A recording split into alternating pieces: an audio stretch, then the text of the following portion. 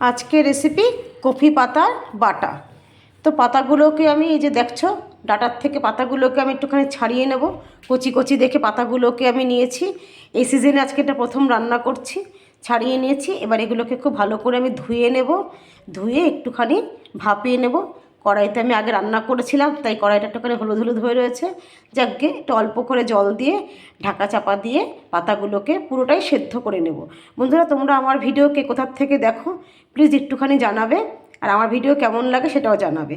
যাক, এই কথা বলতে বলতে আমার পাতাগুলো প্রায় সেদ্ধ হয়ে গেছে, ঠান্ডা করে নিয়েছি। এবার মিক্সিতে এগুলোকে আমি একটু বেটে নেব। তার আগে কড়াইতে বেশ খানিকটা তেল দিয়ে নেব। তেলের মধ্যে অনেকটা কালো জিরে দেবো। এটা কালো জিরেটা বেশি করে দিলে ভালো লাগে। আর অনেকটা রসুন দেবো। আর ঝাল ঝাল হবে তাই 6-7টা কাঁচা লঙ্কা দিয়ে এটাকে হালকা করে বেটে নিয়ে, মানে পাতার সাথে একেবারে এটাকেও মিক্সিতে বেটে নেব।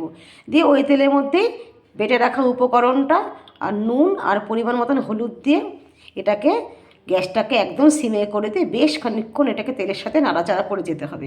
যতক্ষণ না কড়াইয়ের থেকে পুরো ছেড়ে যাচ্ছে, দেখবে এটা লোটপোট হয়ে যাবে, কড়াইতে একটু আটকে থাকবে না, তখন ভাববে রান্না আমার শেষের দিকে। এই যে দেখতেই পাচ্ছ মোটামুটি শেষের দিকে হয়ে গেছে। বন্ধুরা, সাবস্ক্রাইব করবে, লাইক কমেন্ট করবে। Thank you.